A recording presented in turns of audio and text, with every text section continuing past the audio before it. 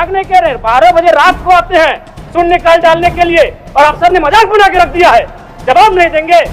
ये सवाल जनता का है, जिस जनता के टैक्स से पैसे से वोट पहनते हैं, जिस जनता के टैक्स से पहनते से वोट पहनते हैं, कोट पहनते हैं, उस जनता का सवाल है और जनता का सवाल के उत्तर नहीं देतेदार है, उनको यहाँ से जोहार है। लेकिन जिन्होंने जब अपनी जिम्मेदारी का निर्वहन नहीं किया है उन पर कार्रवाई करिए अध्यक्ष महोदय।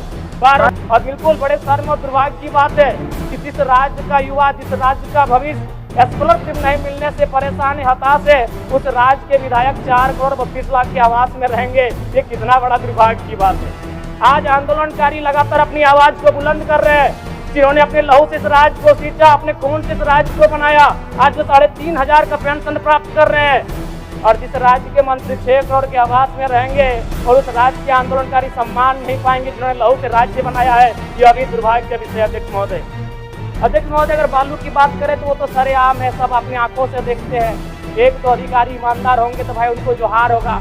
बाकी अगर कोई भी बालू ट्रैक्टर, विशेषकर ट्रैक्टर से बालू की ढुलाई होती है तो हमें लगता है एक बालू गाड़ी 3-4 थाना क्षेत्रों से पार होता है और कोई थाना प्रभारी ऐसा नहीं है जिसका मंथली पर महीने का इनकम 3 लाख से 5 लाख रुपए केवल अवैध बालू से हो रहा है। अतः सरकार को मैं मानता हूँ कि सरकार का खजाना खाली है, तो खाली है तो इस प्रकार अगर लूट की छूट होगी, जो सरकार के खजाना में आना चाहिए था वो थाना प्रभारी के जेब में जाएगा, वो पदाधिकारियों की जेब में जाएगा। तो इसी प्रकार हम लोग छात्रों से कलेक्शन करेंगे। अध्यक्ष महोदय, एक दिन झारखंड राज्य में 1000 अवैध गाड़ियों का निकासी होता है। यदि एक कोयले की गाड़ी में 50 टन कोयला मान ले और 1 टन का मूल्य अगर 5,000 रुपये मान लें तो 25 करोड़ रुपए एक दिन का होता है। अगर 365 से गुना करते हैं तो 9,125 करोड़ रुपए होता है अध्यक्ष महोदय, यानी लगभग 9,000 करोड़ रुपए, जो कि आपके अनुपूरक बजट से ज्यादा होता है। यानी कोयलांचल से इतनी अवैध मात्रा में कोयला का कारोबार हो रहा है, अगर उस पर सरकार नियंत्रण कर ले तो आपका एक अनुपूरक बजट के बराबर वो राशि होती है, वो राजस्व आपको फायदा होगा। अध्यक्ष, माननीय सदस्य जयराम कुमार महतो। धन्यवाद अध्यक्ष महोदय। कटौती प्रस्ताव के पक्ष में मेरा सवाल बजट बनाने की प्रक्रिया पर है। जब विभागों ने 13,400 करोड़ रुपए का मांग किया है तो फिर मात्र 7,721 करोड़ का बजट क्यों लाया गया? सबसे बड़ी बात, 8 महीना बीत जाने के बाद भी मात्र 42% राशि खर्च हो पाया है, तो फिर अनुपूरक बजट की आवश्यकता ही क्यों? और कहीं ऐसा सच तो नहीं कि सरकार का खजाना खाली है? और यदि सरकार का खजाना खाली है तो सरकार राजस्व प्राप्त करने के लिए क्या कर रही है? अध्यक्ष महोदय, जमीन की रजिस्ट्री में करोड़ों अरबों का राजस्व हानि हो रहा है। किसी जमीन की कीमत यदि 1 करोड़ होता है तो कागज में दिखाया जाता है 25 लाख। सरकार को राजस्व मिलता है 25 लाख पर और काला धन का इस्तेमाल होता है 75 लाख पर। महोदय, अगर मेरी बात पर आपको संदेह है तो किसी भी इस राज्य में अगर किसी भी बड़ा भूखंड, एकड़ों का भूखंड अगर उसका खरीद बिक्री हुआ है तो आप उसकी एसीबी के माध्यम से जांच करवा लें, दूध का दूध और पानी का पानी हो जाएगा। और चोरी साफ नजर आया है अध्यक्ष महोदय, कई आईएएस अधिकारी जेल की यात्रा कर चुके हैं। अध्यक्ष महोदय, मैं कोयलांचल से आता हूं और ईडी, जांच एजेंसी और तमाम न्यूज चैनल रिपोर्ट की मानी तो प्रत्येक दिन झारखंड राज्य में 1000 अवैध गाड़ियों का निकासी होता है। यदि एक कोयले की गाड़ी में 50 टन कोयला मान ले और 1 टन का मूल्य अगर 5,000 रुपये मान लें तो 25 करोड़ रुपए एक दिन का होता है। अगर 365 से गुना करते हैं तो 9,125 करोड़ रुपए होता है अध्यक्ष महोदय, यानी लगभग 9,000 करोड़ रुपए, जो कि आपके अनुपूरक बजट से ज्यादा होता है। यानी कोयलांचल से इतनी अवैध मात्रा में कोयला का कारोबार हो रहा है, अगर उस पर सरकार नियंत्रण कर ले तो आपका एक अनुपूरक बजट के बराबर वो राशि होती है, वो राजस्व आपको फायदा होगा। अध्यक्ष महोदय, अगर बालू की बात करें तो वो तो सरेआम है, सब अपनी आंखों से देखते हैं। एक तो अधिकारी ईमानदार होंगे तो भाई उनको जोहार होगा। बाकी अगर कोई भी बालू ट्रैक्टर, विशेषकर ट्रैक्टर से बालू की ढुलाई होती है तो हमें लगता है एक बालू गाड़ी 3-4 थाना क्षेत्रों से पार होता है और कोई थाना प्रभारी ऐसा नहीं है जिसका मंथली पर महीने का इनकम 3 लाख से 5 लाख रुपए केवल अवैध बालू से हो रहा है।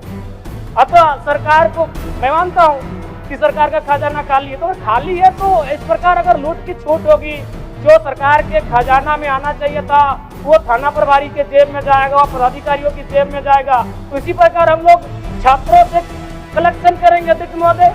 अब इसको भी झूठ मत कहिएगा, अखबार में दिया था कि जैक ने 35% 10th और इंटर का शुल्क बढ़ाया। मैट्रिक का शुल्क था 980, शुल्क कर दिया गया 1180। इंटर का शुल्क था 1100, शुल्क कर दिया गया 1400। मैं तो सबसे पहले कहूंगा कि जो शुल्क पुराना था अविलंब शुल्क बढ़ोतरी पर रोक लगाया जाए। अध्यक्ष महोदय, आज छात्रवृत्ति नहीं मिला है छात्रों को।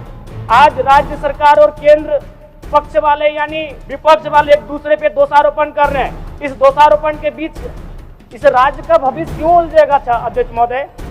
आज 2 वर्षों से छात्रवृत्ति नहीं मिल पाई है, इसका निराकरण होना चाहिए। और बिल्कुल बड़े शर्म और दुर्भाग्य की बात है कि जिस राज्य का युवा, जिस राज्य का भविष्य स्कॉलरशिप नहीं मिलने से परेशान है, हताश है, उस राज्य के विधायक 4 करोड़ 32 लाख के आवास में रहेंगे। ये कितना बड़ा दुर्भाग्य की बात है। आज आंदोलनकारी लगातार अपनी आवाज को बुलंद कर रहे हैं, जिन्होंने अपने लहू से इस राज्य को सींचा, अपने खून से इस राज्य को बनाया।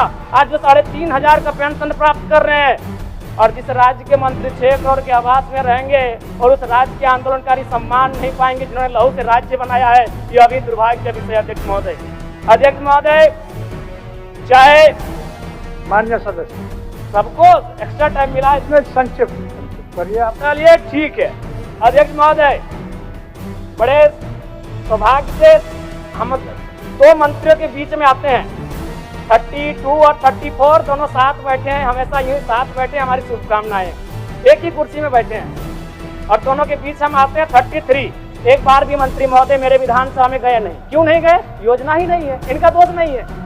मेरे विधानसभा में कोई नई योजना, किसी के विधानसभा में मंत्री पद का कार्य क्या है? सिर्फ अपना विधानसभा नहीं होता है, कम से कम साल भर हो चुका है।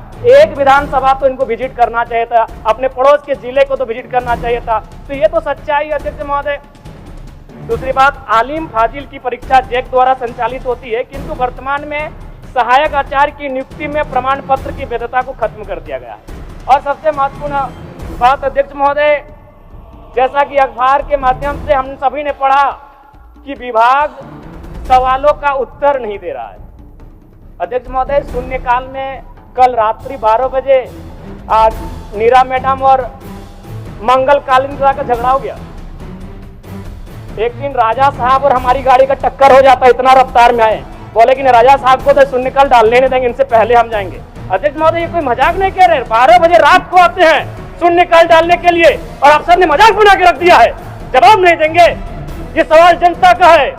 जिस जनता के टैक्स से पैसे से कोट पहनते हैं, जिस जनता के टैक्स से पैसे से कोट पहनते हैं, उस जनता का सवाल है। और जनता का सवाल का उत्तर नहीं देतंदार है, उनको यहाँ से जोहार है। लेकिन जिन्होंने जब अपनी जिम्मेदारी का निर्वहन नहीं किया है, उन पर कार्रवाई करिए अध्यक्ष महोदय। 12 बजे रात को हम लोग सवाल डालते हैं। चलिए मान्य सदस्य। अध्यक्ष महोदय, अंतिम में कंक्लूड कर रहे हैं। समीर कुमार महंती, चलिए आपका समय समाप्त। समीर कुमार महंती।